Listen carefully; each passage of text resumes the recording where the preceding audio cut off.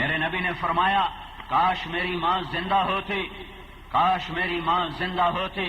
پھر میں اس کی ایسی خدمت کرتا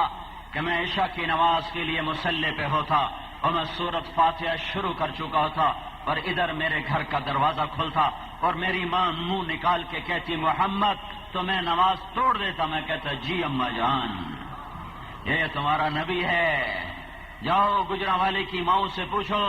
ان کی اولادوں نے کیسے ان کے سینوں میں خنجر اتار دیے ہیں اور کیسے ان کے اندر میں نہ بجھنے والی آگ بھڑکا دی ہے، جلا دی ہے۔ میرے نبی نے فرمایا جس نے ماں باپ کو دکھ دیا اس پہ اللہ کی لعنت، اس پہ فرشتوں کی لعنت، اس پہ زمین آسمان کی لعنت، نہ ان کی نماز قبول ہے، نہ روزہ قبول ہے، نہ صدقہ قبول ہے۔ ہاں 6 سال کا تھا میرا نبی جب اس کی ماں دنیا سے رخصت ہوئی ہے۔ میں نے کل بھی بتایا تھا، آج بھی بتاتا ہوں، ابوا کے پہاڑوں میں میں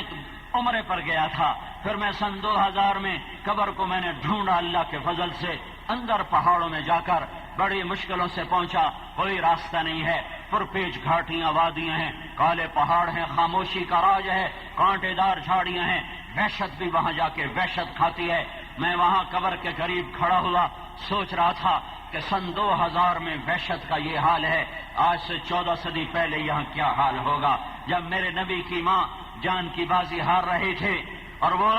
میرا نبی آنکھوں ڈبڈبائی آنکھوں سے، سسکتی آنکھوں سے ماں کو ماما کر کے پکار رہا تھا اور ماں جواب دینے کے قابل نہ تھی، بھڑکتی بجھتی شمع بھڑکی اور اپنی طاقت کو جمع کر کے کہا کل جدید بال وکل حی میت، میرا بیٹا ہر جوانی ڈھلتی ہے، ہر زندہ مرتا ہے، لگتا ہے میرا وقت آ چکا ہے، لیکن ایک وقت آئے گا یہ میرا بچہ سارے عالم کو روشن کرے گا۔ 25 سال کی عمر ماں کی، 6 سال کی عمر میرے نبی کی، اور دم توڑ دیا ہے، اور یہ 3 افراد کا قافلہ ہے، ایک میرا نبی ہے، ایک ان کی ماں ہے، ایک ان کی غلام باندی ہے، لونڈی ہے ام ایمن۔ میرے نبی نے ماں کے سینے پہ سر رکھا، 6 سال کا مکاش تم وہ جگہ دیکھتے، پھر تم وہاں کھڑے ہوتے، پھر یہ سارا قصہ تمہارے سامنے ہوتا تو میرے رب کی قسم تم پگھل کے رہ جاتے، تم تھر تھرا اٹھتے، تم کپ کپا اٹھتے کہ میرے رب نے اپنے نبی کو کن گھاٹیوں سے گزارا۔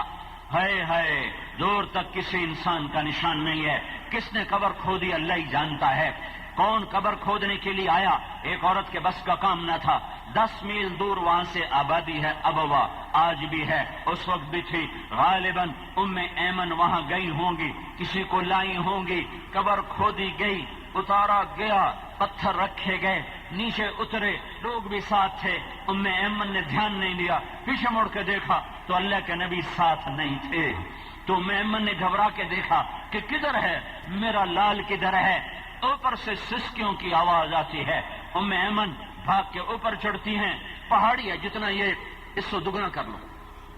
اس صاحبان کو دگنا کر لو تو اتنی پہاڑی ہے، اس پر ایسے ایک قدرتی اللہ نے فرش پہلے سے لگا، ساری پہاڑیاں ایسے ہیں، ایسے آپس میں ملی ہوئی، اور وہ پہاڑی ایسے فلیٹ ہے، کیا پتا ان بدو نے کر دیا تھا یا پہلے سے تھی، اللہ ہی بہتر جانتا ہے۔ ام ایمن اوپر چڑھی تو اللہ کا نبی ماں کی قبر کو پکڑ کے ایسے اوپر لیٹا ہوا تھا اور ہچکیاں لے کے رو رہا تھا۔ جب ام ایمن قریب آئی ہیں تو میرا نبی کیا کہہ رہا تھا، میری ماں تجھے پتا نہیں ہے تیرے سوا میرا دنیا میں کوئی نہیں ہے، تو کہاں چلی گئی، میں تیرے بغیر نہیں جاؤں گا۔ ام ایمن نے آ کے پکڑا، گھسیٹا تو آپ روئے کہ میں نہیں جاؤں گا، میری ماں لاؤ میں پھر جاؤں گا، میں اپنی ماں کے ساتھ جاؤں گا۔ ہاں نبوت کا تاج ملا، 2 جہان کی سرداری ملی، جنت کی چابی ملی، شفاعت کبرا ملی، مقام محمود کی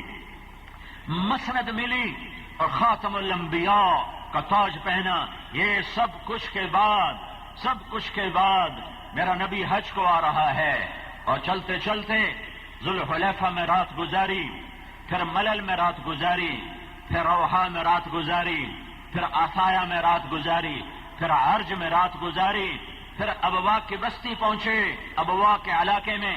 بستی ایک میدان ہے، میں نے سارا علاقہ دیکھا ہے، بستی ایک میدان ہے، وہاں قافلے آ کے ٹھہرتے ہیں۔ میرے نبی نے اپنے حج کے قافلے کو، جو اس وقت تقریباً 70,000 کے قریب ہو چکا ہے، مکہ جاتے جاتے 1 لاکھ، عرفات جاتے جاتے 1.25 لاکھ، یہ 70-80 ہزار کا مجمع میں تمہیں دیکھ کے بتا رہا ہوں، وہاں 7 آدمی کے ٹھہرنے کے لیے مناسب انتظام نہیں ہے۔ میرے نبی نے سارا قافلہ ماں کی قبر کے چاروں طرف اتار دیا، کہا یہاں خیمے لگاؤ، میں اب وہیں کھڑا ہو کے بول رہا ہوں، میں اس وقت گجرانوالے میں نہیں ہوں، میں ابوا کی اس پہاڑی پر ہوں۔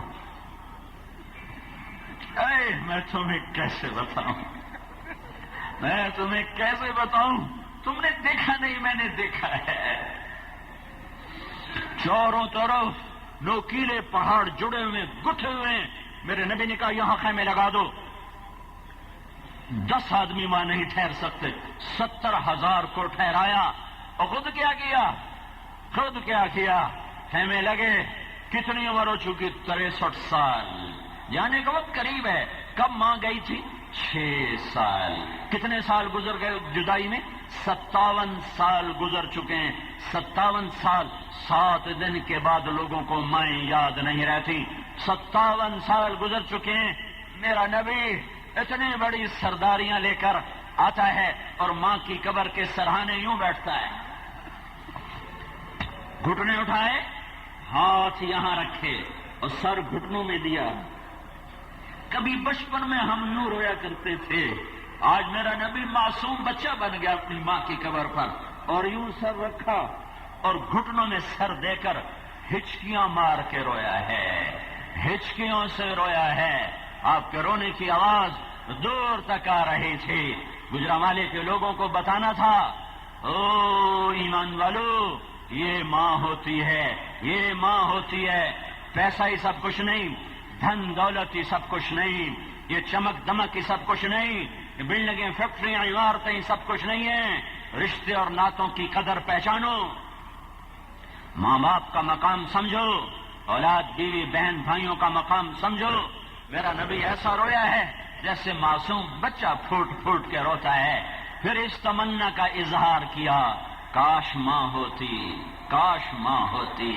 اور میں مصلی پہ ہوتا، پھر میں سورت فاتحہ شروع کر چکا ہوتا، پھر میرے گھر کا در کھلتا، پھر میری ماں مجھے کہتی محمد، تو میں نماز توڑ دیتا۔ آج کی اولاد ماں کو پانی پلا کے راضی نہیں، بیمار ہو دوا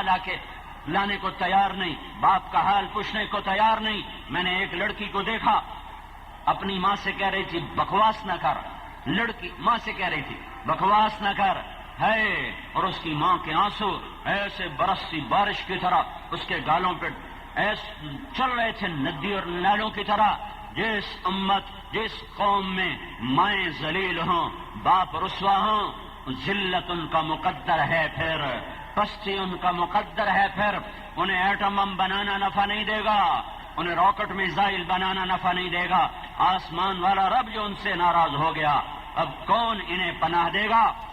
مزید ایسے ویڈیوز کے لیے ہمارا چینل سبسکرائب کیجیے۔